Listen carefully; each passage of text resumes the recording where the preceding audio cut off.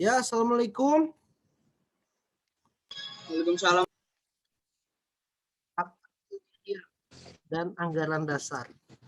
Kemarin kita sudah perkenalan PT ya, perusahaan. Sekarang masuk kepada akte pendiriannya. Nah, kalau mau buat perusahaan, kawan-kawan, PT ya, itu harus punya akte pendirian. Nah, akte ini dibuatnya di notaris ya, notaril atau notaris. Jadi nggak ada perusahaan yang ngebuat itu dibuat di bawah tangan sendiri, buat sendiri, tapi ada pejabat yang ditunjuk negara yaitu notaris. Nah, akte pendirian ini bukti kita punya perusahaan ya, kuat jadi alat bukti otentik. Nah, akte pendirian ini biasanya juga berisi AD perusahaan ya. AD itu anggaran dasar. Ada yang tahu nggak apa sih anggaran dasar itu?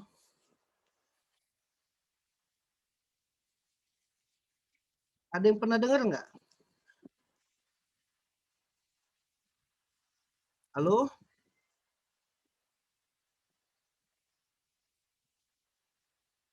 Halo? Halo, Iya, Pak. Kak. Ada yang tahu Anggaran nggak dasar anggaran dasar? modal awal. Enggak, Kak. Enggak. Kalau kawan-kawan pernah organisasi, kalian tahu ya ada ADART kalau organisasi itu. Kalau dulu pernah OSIS ya, nggak pernah tahu ya? Pedoman gitu. Iya, pedoman dia. Dia termasuk pedoman dalam menjalankan suatu perusahaan. Kalau organisasi ya. Dia aturan-aturan dalam menjalankan organisasi dari bagaimana menjalankan tujuan, fungsinya, cara cara mendapat keuntungan, membagi keuntungan, sampai pembubaran perusahaan pun ada di dalam anggaran dasar. Nah, intinya menjalankan roda perusahaan itu ada pasal-pasal di dalam anggaran dasar. Nah, anggaran dasar ini biasa dicantumkan dalam akte pendirian karena merupakan syarat mutlak untuk berdirinya suatu perusahaan. Dia juga sebagai alat bukti yang kuat, formal, dan material.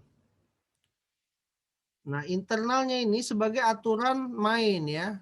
Dikatakan aturan cara main atau cara menjalankan di antara para pemegang saham dan organ PT. Organ itu ada pengurus ya, direksi, komisaris, sampai pelaksana lainnya.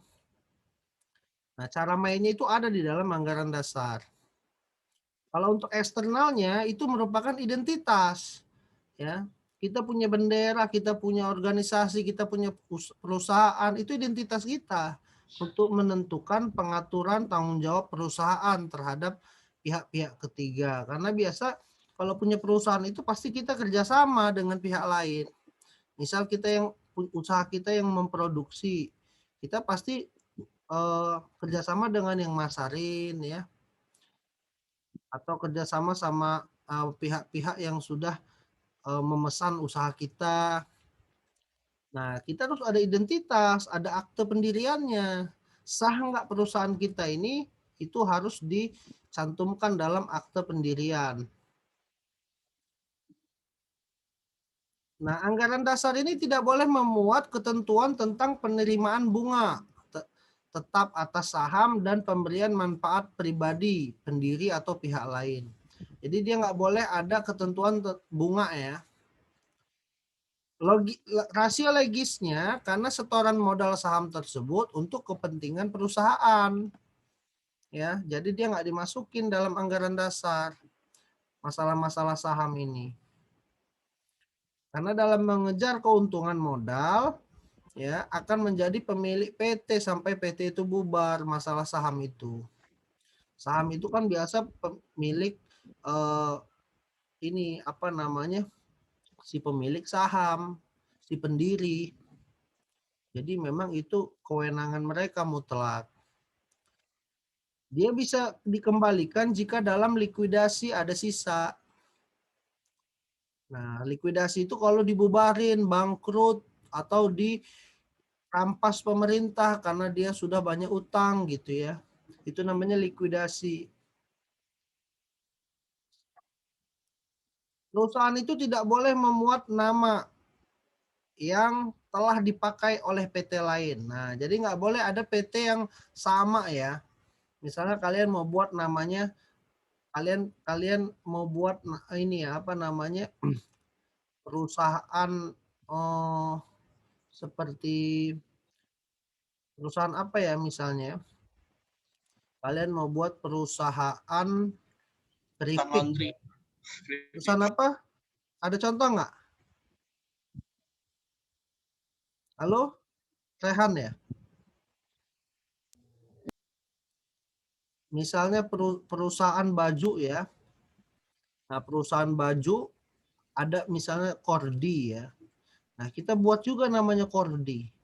Nah, itu nggak boleh. Atau perusahaan eh, kue ya. Misalnya kue kue ini kue kue apa sih? Kongguan, Pak.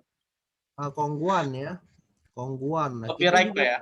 buat namanya Kongguan nggak bisa karena nama itu sudah ada milik orang lain. Kalau misalnya kalian pakai juga, kalian akan dipilotkan karena merugikan perusahaan yang sudah ada nama. Kecuali kalian kerjasama dengan dia. Banyak perusahaan-perusahaan sampai milik negara pun perusahaan seperti Pertamina itu banyak dipakai kerjasama orang makin namanya waralaba atau franchise ya. Tapi kalau kalian pakai semau kalian itu pasti akan kena pelanggaran bahkan sampai ada pidananya di penjara. Dan dia juga nggak boleh perusahaan itu bertentangan dengan ketertiban umum atau kesusilaan.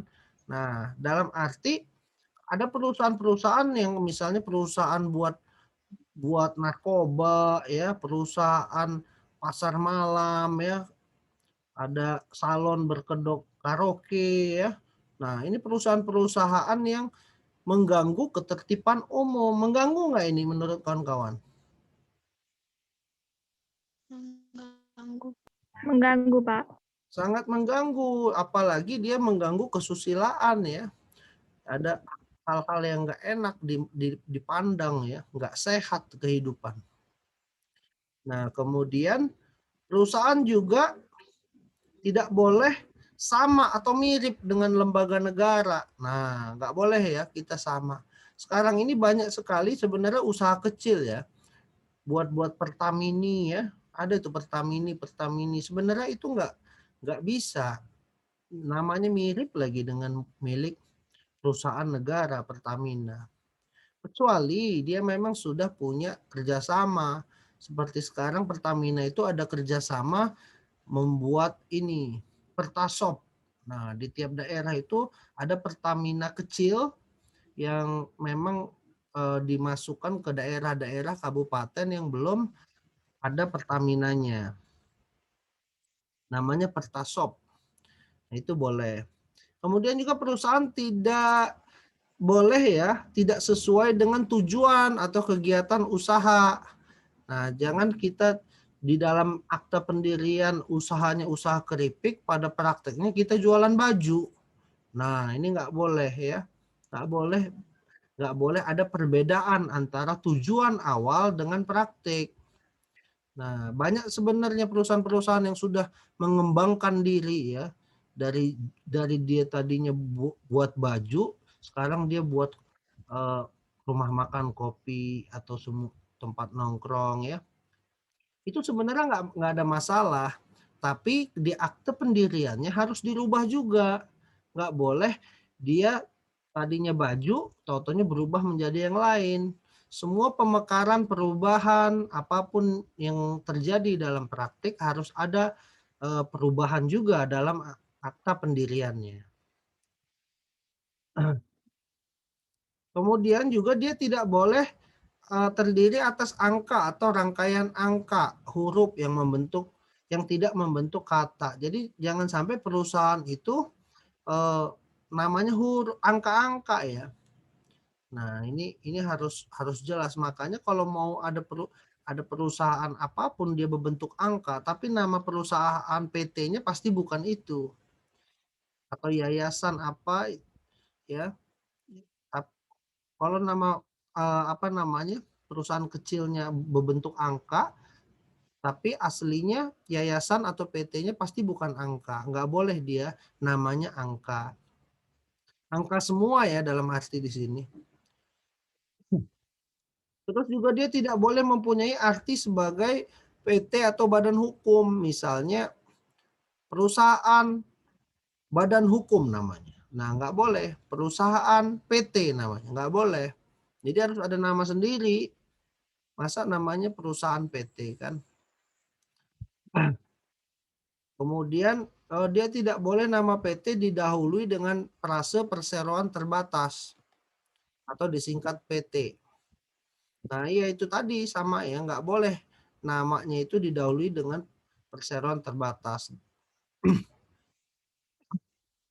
Jadi dia harus PT apa gitu ya. Nah, jadi jangan sampai perusahaan itu tidak ada nama perusahaan apanya, PT apanya ya. Tiba-tiba langsung nama itu tidak boleh. Kemudian dalam PT pada akhir nama ditambah dengan TBK. Nah, ini biasanya memang dia kode yang sudah umum ya, ada TBK-nya dalam perusahaan ini. PT mempunyai tempat kedudukan di kota atau kabupaten dan ditentukan dalam anggaran dasar. Tempat kedudukan PT sekaligus kantor pusat. PT harus mempunyai maksud dan tujuan yang dicantumkan dalam anggaran dasar sesuai dengan peraturan undang-undang seperti tambang harus jelas dalam pertambangan, jasa hotel, perdagangan, dan sebagainya. Jadi memang tujuannya harus jelas. Dia mau apa usahanya itu? Usaha tambang kah? Usaha hotel kah? Usaha dagang baju kah? Kan gitu. Jangan sampai tujuannya nggak jelas. Kalaupun sudah berubah ya harus diubah juga PT-nya, tujuannya. Nah, inilah perubahan anggaran dasar ada dalam Undang-Undang PT pasal 19. Bisa dia berubah ya. Merubah anggaran dasar ditetapkan oleh rapat umum pemegang saham. Nah, yang berkuasa dalam suatu perusahaan itu sebenarnya si pemegang saham. Ada namanya RUPS, rapat umum pemegang saham. Kalau udah rapat umum ini dilakukan dalam perusahaan, biasanya dia merubah apa namanya skema jalannya suatu perusahaan. Mau tujuannya dirubah atau ada pergantian komisaris, direksi. Nah, yang jelas di sini sudah rapat luar biasa ketika si pemegang saham ini mulai rapat. Biasanya ada yang akan dirubah atau ada yang dianggap sangat penting. RUPS tentang perubahan anggaran dasar. Panggilannya harus tegas mencantumkan acara perubahan. Nah, dia harus jelas ya. Jika tidak akibatnya RUPS itu tidak sah. Jadi RUPS itu benar-benar harus tegas. Dia mau merubah apa? Dia mau dirubah kapan? Perubahan anggaran dasar harus mendapat persetujuan menteri. Nah, ini juga ya. Artinya di sini nggak sebebas-bebasnya sebuah perusahaan itu mengatur dirinya mau kemana atau mau kayak mana, tapi tetap dikelola, dipantau oleh menteri. Nah, di sini ada namanya Menteri Perdagangan. Nah, biasanya diatur sama Menteri Perdagangan bagaimana yang boleh diubah, mana yang tidak boleh. Kalau memang dia tidak boleh diubah karena bertentangan antara nama dan tujuan perusahaannya, maka buat aja yang baru, perusahaan baru. Ya, ngapain ngubah-ngubah? Nah, itu banyak dilakukan oleh banyak pengusaha, perusahaan, ya. Dia buat ini apa namanya nama baru, buat perusahaan baru. Demi berjalannya perusahaan yang ingin dia jalani berikutnya. Selain itu juga cukup diberitahukan kepada menteri apa yang mau dirubah. Perubahannya itu ada nama PT mau dirubah. Tempatnya, misalnya tempatnya mau dirubah bukan lagi di daerah Jawa, di daerah Sumatera misalnya. Maksud dan tujuan kegiatan PT, misalnya kemarin itu perusahaan itu perdagangan mau ganti ke pertambangan misalnya. Jangka waktu berdirinya misalnya dulu 20 tahun buatnya, sekarang mau dibuat tidak terhitung. Kemudian besar modalnya, misalnya modalnya kemarin masih 20 juta, sekarang mau ditaikin jadi 100 juta. Kemudian pengurangan modal, ya, status atau yang lain-lain ya. Semua perubahan anggaran dasar wajib dibuat dalam akta notaris lagi. Lagi-lagi perubahan, pembuatan semua melibatkan notaris sebagai pejabat yang sah. Jadi memang notaris inilah yang apa namanya partner daripada perusahaan dalam menjalankan suatu usaha. Nah, ada berita acara ya. Jika ada berita acara rapat umum pemegang saham tentang perubahan anggaran dasar dibuat dalam akta di bawah tangan, maka dalam 30 hari sejak keputusan itu wajib dinotariskan. Jadi kan kita itu mau merubah anggaran dasar kan harus dinotaris. Tapi ketika kita rapat dulu sebelum ada notaris kan kita bisa buat dulu di dalam kertas konsepnya. Nah, setelah kita sepakat maka baru dinotariskan. Nah, tapi itu 30 hari setelah rapat itu ada ya. Lewat 30 hari tidak boleh dinotariskan karena dianggap expired atau sudah kadaluarsa, tidak boleh lagi ya di ini kecuali dia mau rapat ulang.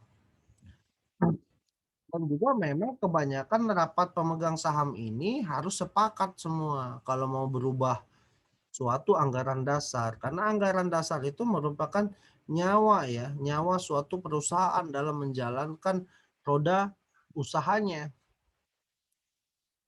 Nah, konsekuensinya harus diulang nih katanya. Kalau misalnya dia sudah lewat 30 hari. Bisa juga dengan cara dibuat shareholder resolution baru dinotariskan. Nah, kalau dibuat shareholder ini memang dibuat dulu langsung apa namanya dinotarisin ya. Jadi jangan sampai ada senggang waktu 30 hari. Langsung bawa ke notaris.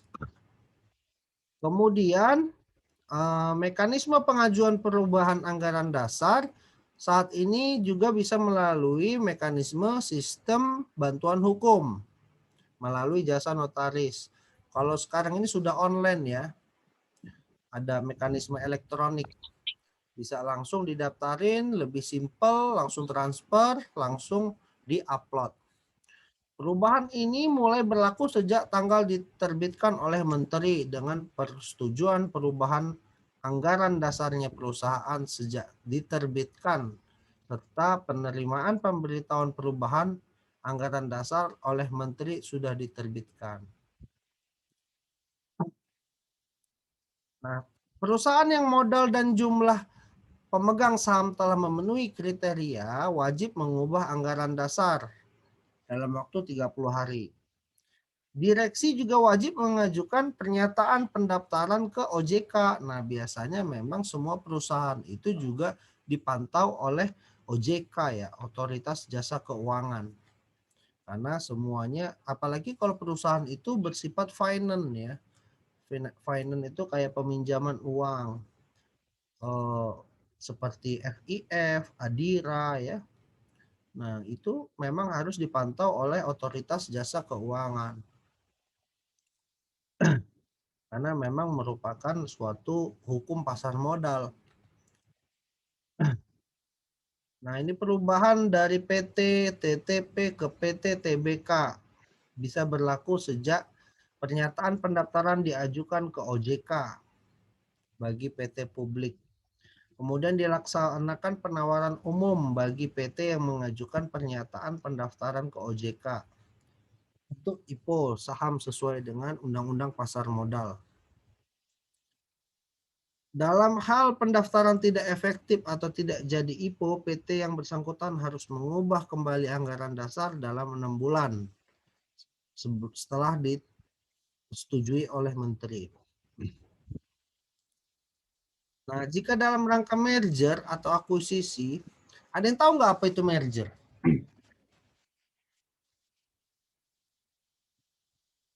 Ada yang tahu nggak merger itu apa?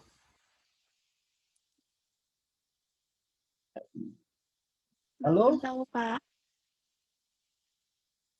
Merger itu suatu penggabungan perusahaan ya. Jadi ada perusahaan A dan perusahaan B. Ya, A itu sudah mau bangkrut, sudahlah daripada dia bangkrut dia gabung sama perusahaan B. Tapi dengan catatan perusahaan itu sama. Dia bidangnya sama ya. Kolaborasi gitu bukan? Ya, tapi dia jadi satu merger itu. Misalnya Bank BNI Syariah, Bank Mandiri Syariah. Dia bergabung jadi Bank Syariah Indonesia sekarang. Jadi Nggak ada BSI. lagi BNI Syariah, nggak ada lagi Mandiri Syariah. Karena mereka merger. Mereka melebur menjadi satu nama yang berbeda. Nama baru. Nah, kalau akuisisi ya, akuisisi ini tidak berubah namanya. Misalnya BNI Syariah sama Mandiri Syariah. Mandiri Syariah udah collab, dia gabung ke BNI Syariah. Jadi dia diakuisisi. Jadi satu bank dengan nama BNI Syariah karena yang Mandiri Syariah sudah collab. Nah, itu diakuisisi namanya. Kalau kalian dengar perusahaan A telah diakuisisi berarti namanya yang ngambil adalah nama yang perusahaan yang berkuasa itu yang telah mengambil perusahaan sebelumnya. Kalau dia merger, maka dia melebur menjadi satu nama. Nah, ini juga harus ada persetujuan menteri, kemudian ditetapkan, kemudian diberitahukan dalam anggaran dasar ya tentang akta merger atau akuisisi. Udah tahu kan sekarang sudah nggak ada lagi Mandiri Syariah, BNI Syariah. Udah tahu belum? Tahu, Pak. Udah tahu ya. Pak BSI. Namanya sekarang BSI, Bank Syariah Indonesia.